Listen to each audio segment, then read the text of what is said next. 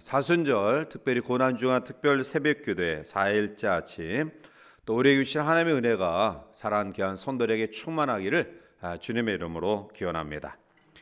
우리가 살아가면서 또 나름대로 다른 사람에게 자랑할 만한 그러한 요소들이 있는 사람이 있는 반면에 또 위축되어 그렇지 못한 삶을 살아가는 사람 또한 있습니다.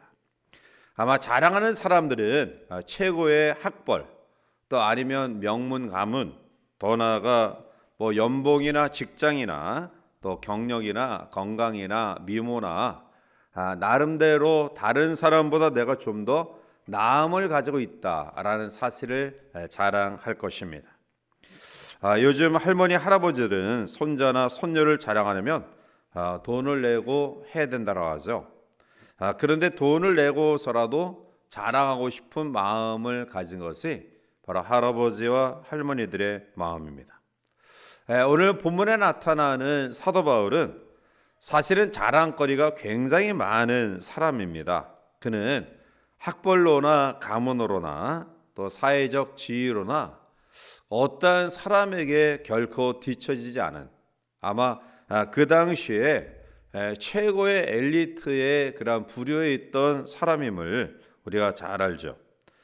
빌립보서 3장 5절과 6절을 보면 나는 8일 만에 할례를 받고 이스라엘 족속이요 베냐민 지파요 히브리인 중에 히브리인이요 율법으로는 바리새인이요 열심으로는 교회를 박해하고 율법의 의로는 흠이 없는 자다라고 자기를 소개하고 있는데요.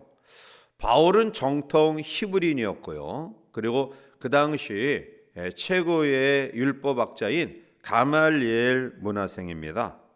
경건파였던 바리새파에 속했던 사람이고요.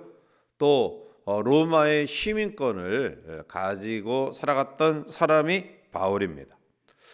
그는 여러 가지 기적과 이적을 베풀었고요.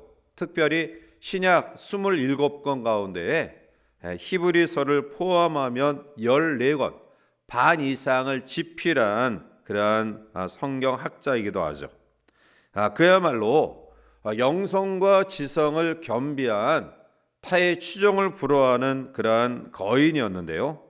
그런데 오늘 바울은 이러한 여러 가지 스펙과 정말 다른 사람이 흠모할 만한 자랑의 요소를 가지고 있었음에도 불구하고 그가 이것을 자랑하는 것이 아니라 오히려 약점을 자랑한다라고 이야기합니다. 사실 우리는 내가 부족한 점이나 아니면 약점이나 또 가지지 못한 것들은 감추려고 하죠. 그리고 얼마 되지 않지만 그래도 조금이라도 다른 사람보다 나은 것을 드러내어 자기를 피하라는데, 그런데 사도 바울은 전혀 다른 의식을 가지고 있습니다. 고린도서 11장 30절에 보면 내가 부득불 자랑할진대 내가 약한 것을 자랑하리라 라고 고백합니다. 그러면 일반적인 상식이 아닌 약한 것, 단점, 자기의 부족을 자랑하기를 원했던 바울은 어떻게 그런 마음을 가지게 되었을까요? 그것은 바로 다메섹 도상에서 십자가에 달려 돌아가시고 3일 만에 부활하신 예수님을 인격적으로 만나 믿음의 체험과 고백이 바울에게 있었기 때문입니다. 이제 우리 오늘 본문 말씀 가운데서 사도 바울이 경험했던 그 고난을 묵상하면서 또 우리에게 이 고난을 자랑해야 될 이유, 이 고난이 왜 우리 가운데 또 드러내서 자랑해야 될 것인가를 같이 한번 살펴보며 또 함께 은혜를 나누고자 합니다. 먼저 우리가 일반적인 가시를 한번 살펴보겠는데요. 사람들을 가만히 지켜보면 나름대로 가시, 고난과 약점과 단점을 가지고 있는데요. 그런데 이 가시는 크게 두 가지로 나눌 수 있습니다. 하나는 다른 사람을 콕콕 찌르는 가시가 있고요. 또 하나는 나 자신을 아프게 찌르는 가시가 있습니다. 먼저 다른 사람을 아프게 하는 가시를 가지고 있는 사람들을 보게 되는데 이러한 사람은 세상에 있는 것이 아니라 심지어 교회 안에서도 다른 사람의 마음을 아프게 하는 가시를 가지고 있는 사람들이 있다라는 사실입니다. 한마디 말을 해도 다른 사람의 마음을 아프게 합니다. 아무것도 아닌 것을 가지고 다른 사람에게 심적인 고통을 주기도 합니다. 자기의 이익만 생각하면서 자기 중심으로 다른 사람이 지금 어떠한 상황 가운데 있는지, 또 어떠한 그런 처지에 있는지, 내가 이 말을 했을 때, 내가 이러한 행동을 했을 때 그가 어떠한 고통을 당하는지 전혀 헤아리지 아니하고 자기 중심적인 생각과 태도를 가지고 살아가는 사람이 있습니다. 특별히 성도는 이러한 가시를 가지고 살아서는 안 됩니다. 만약 내가 이러한 가시가 있다라는 것을 조금이라도 인지한다고 한다면 그 가시를 하루빨리 뽑아버리는 결단이 있기를 바랍니다. 자, 두 번째로는 자신을 아프게 하고 찌르는 가시가 있습니다. 사람마다 제각각 약점과 단점을 가지고 있습니다. 약점과 단점이 없는 사람은 하나도 없습니다. 사실 가시가 없는 사람은 사람이라 이야기할 수 없겠죠. 결국 우리가 현실 속에 이 땅을 살아가는 육체를 가지고 있는 우리 모두는 사실은 가시가 있습니다. 대충 우리들이 자신을 찌르는 그러한 가시를 몇 가지 열거해 보면 어떤 사람은 배우지 못한 가시를 가진 사람이 있고요. 또 신체적인 약점을 가진 그러한 사람도 있습니다. 언변이 변변치 못해서 말이 어눌한 사람, 또 사교육성이 없어서 인간관계가 서툰 가시를 가지고 있는 분도 계시죠. 자, 다른 사람에게 내가 마음은 있지만 넉넉하지 못해서 베풀고 나누지 못하는 그런 안타까움을 가지고 있는 분들도 계십니다. 아무튼 간에 이런 열거된 여러 가지 가시들은 결국 나를 아프게 하는 약점이며 단점이다라는 것이죠. 결국 이러한 모든 것들을 우리는 어느 것 하나라도 가지고 살아갈 수밖에 없는 그런 존재들입니다. 자, 그런데 오늘 이와 다르게 일반적인 사람이 가지고 있는 가시가 아닌 사도 바울, 오늘 위대한 하나님의 종이었던 앞에서 열거했듯이 정말 타의 추종을 불허할 만한 전혀 약점과 단점과 아픔을 가지고 있을 것 같지 아니하는 지성과 영성과 또 가문과 사회적인 지위와 모든 것들을 겸비했던 사도 바울이 가지고 있는 가시는 과연 무엇인가? 오늘 본문은 몇 가지로 그의 가시를 이야기하고 있는데요. 제일 첫 번째로는 육체의 질병의 가시입니다. 바울의 육체의 질병을 연구했던 학자들은 일반적으로 그가 가진 질병을 간질병이다, 또 말라리아다, 그리고 안질이다라고 이야기하는데 어느 견해가 확실히 맞는지는 알 수 없지만 아마 일반적으로 안질일 가능성이 크다라고 해석합니다. 그 이유는 사도 바울이 다메섹으로 가는 도중에 부활하신 예수님의 찬란한 빛을 보게 되죠. 그때 그가 3일 동안 눈이 멀게 됩니다. 결국 아나니아의 안수를 통해서 다시 멀었던 눈이 띄어지는 은혜를 경험했지만 아마 그 휴증으로 바울은 평생 이 시력에 대한 고통을 가지고 살았다라고 이야기합니다. 두 번째로 오늘 본문을 통해 우리가 발견하는 사도 바울의 가시는 사람 때문에 경험하는 가시입니다. 자리 10절 넘어가서 같이 함께 읽어보실까요? 그러므로 내가 그리스도를 위하여 약한 것들과 능력과 궁핍과 이는 내가 약한 그때 강함이라. 아멘. 사도 바울은 그리스도 때문에 사실은 능력과 박해와 핍박과 오해와 멸시와 조롱을 받았습니다. 인간적인 모독을 경험하기도 하고요, 수많은 매를 맞기도 했습니다.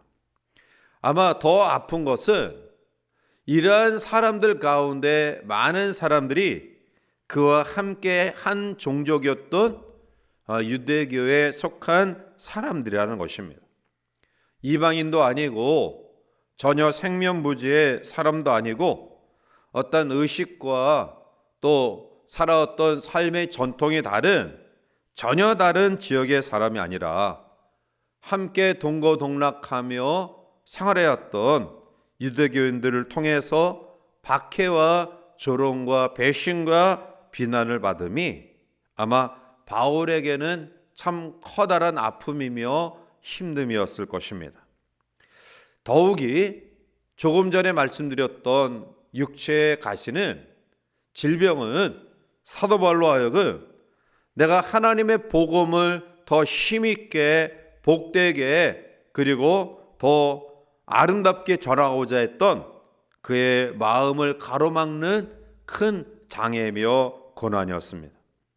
바울은 그것을 안타깝게 여겨서 오늘 8절에 나타나고 있듯이 이것이 내게서 떠나가게 하기 위하여 내가 3번 주께 간구했다 라고 이야기하는데, 여기서 이야기하는 3번이라는 의미는 우리가 아무런 생각 의미 없이 그냥 잠깐 기도하고 또 잠깐 기도하고 잠깐 기도한 정도가 아니라 이것은 심혈을 기울여서 온갖 정성을 다하여 목숨을 걸고 기도함을 말씀하고 있는데요, 그렇게 간절하게 기도할 수밖에 없을 정도로 그의 사역에 큰 장애가 있던 가스를 위해서 그것을 제거해 달라고 기도했던 바울에게 하나님은 어떻게 응답하시느냐. 자, 우리 9절 넘어가서 함께 보겠습니다. 나에게 이르시기를 내 은혜가 내게 족하도다. 이는 내 능력이 약한 데에서 온전하여짐이라 하신지라. 그러므로 도리어 크게 기뻐함으로 나의 여러 약한 것들에 대하여 자랑하리니 이는 그리스도의 능력이 내게 머물게 하려 함이라. 아멘. 하나님은 바울의 기도를 들어주지 않으셨습니다. 오히려 바울에게 있었던 이 가시는 바로 십자가의 고난이었습니다. 그런데 오늘 우리가 이 아침 묵상하고자 하는 내용인 이 십자가의 고난이 바울로 하여금 더 겸손히 하나님을 섬기는, 그래서 찌르는 가시가 오히려 바울에게 유익이 되었다라는 사실입니다. 이 가시가 그리스도의 능력이 자기에게 머물게 하는 근거가 되었고요, 그리고 이 약한 것을 오히려 자랑하는, 일반적인 사람이 생각하지 아니하는 하나님이 원하시는 그러한 수준에서 그가 생각하고 판단하고 결단하고 감사하는 섬김의 믿음의 사람으로 세워졌다라는 것입니다. 결국 바울은 십자가의 고난으로 주님과 복음을 섬기는 삶을 살게 됩니다. 오늘 우리도 마찬가지입니다. 오늘 먼저 저는 여러분들에게 여러분들의 삶에 가시와 고난이 있을 때 하나님, 이 가시와 고난이 나의 삶에서 떠나갈 수 있도록 도와주세요. 간절한 마음으로 하나님께 부르짖는 성도들 되시기를 바랍니다. 자, 그런데 혹시 바울처럼 하나님의 거절의 응답이 우리 가운데 있을 때라도 이 고난과 가시와 약점을 믿음으로 재해석할 줄 아는 성숙한 성도가 되시기를 바랍니다. 그것이 내 인생에 어떠한 유익이 있는지 헤아리는 믿음이 이 아침 우리 가운데 있기를 원합니다. 내 앞에 있는 문제가 해결되지 않는다 할지라도, 환경과 여건이 변하지 않는다 할지라도, 사도 바울처럼 내 육신의 삶에 어떠한 변화의 능력이 없다 할지라도 내가 바울처럼 약함을 자랑할 수 있는, 오히려 이 가시를 통해 내가 겸손히 섬겨 하나님 앞에 교만하지 않고 믿음으로 나의 경주의 삶을 끝까지 살아갈 수 있다라는 믿음의 해석이 우리 가운데 있다고 한다면 나는 충분히 하나님 앞에 평안하고 행복하고 그리고 복된 삶을 살아가는 사람인 줄 믿습니다. 내 약점 때문에 주님을 만나고 가시 때문에 더 하나님의 사랑을 체험하고 남에게 자랑할 수 없는 단점 때문에 오히려 하나님을 가까이 할 수 있는 그러한 은혜가 있다고 한다면 그것은 축복임을 믿습니다. 시편 119편 71절에 고난당한 것이 내게 유익이라 이로 말미암아 내가 주의 율례들을 배우게 되었나이다. 오히려 고난 때문에 주의 말씀을 가까이 하고요, 하나님 앞에 나 자신을 돌아보며 겸손히 엎드려 기도하고요, 그리고 하나님의 능력을 절대적으로 의지하는 믿음이 있다 한다면 그것이 축복 아닌가요? 오히려 내가 형통하고 잘 되기 때문에 하나님 아쉬운 것 없이 살아간다 한다면 그것이 하나님 앞에 오히려 저주 아닌가요? 자동차에 브레이크가 없다고 한다면 정말 끔찍한 일입니다. 인생도 마찬가지입니다. 하나님은 때로는 우리에게 가시라는 고난이라는 브레이크를 작동케 하셔서 빨리 달려가고 싶은데 우리의 걸음을 가로막게 하는 그러한 일들을 우리에게 주십니다. 이것은 우리의 삶에 필요해서 하나님이 주시는 고난입니다. 발명한 에디슨이 어린 시절 기차를 타고 다니면서 아르바이트를 하는데요, 기차 한 구석에 자기 실험 도구를 두고 열심히 어려서부터 연구에 몰두했다고 합니다. 그런데 차장에게 그것이 들켜서 위험하다라고 야단을 맞으면서 따기를 맞았는데요, 그런데 안타깝게 그때 어린 소년 에디슨의 기가 멀게 됩니다. 그런데 그는 훗날 이렇게 이야기를 합니다. 그때 내가 차장에게 귀싸대기를 맞아서 귀를 들리지 않게 되었는데요, 그런데 오히려 내가 귀가 예민하지 않아서 먹먹해서 세상의 잡음이 잘 들리지 않았던 것이 오히려 실험에 전념할 수 있는, 몰두할 수 있는 기회가 되었다라고 고백합니다. 이것이 바로 고난의 신비입니다. 고난은 당시에 우리의 마음을 아프게 하고 힘들게 하는 요소임에 분명합니다. 그래서 신실한 믿음을 가진 우리조차도 고난을 회피하고 거부하고 또 그것을 우리가 지나고 싶은 마음 있는 것 당연합니다. 그러나 하나님은 우리의 연약함까지도 사용하셔서 우리의 인생을 복되게 하심을 믿습니다. 사랑하는 성도 여러분, 예수님에게도 고난의 가시가 있었지만 그 아픔을 참으십니다. 그것은 우리의 인류의 구원을 위해 필요한 가시의 아픔의 참음이었던 것입니다. 오늘 우리도 마찬가지 아닌가요? 어쩌면 예수님에게, 바울에게 이 가시가 꼭 필요한 것이었던 것처럼 오늘 내가 지금 당면한 육체의 아픔과 경제의 어려움과 상황 속에서 경험되어지는 고난의 가시는 어쩌면 나에게 정말 필요해서 하나님이 주신 것 아닌가요?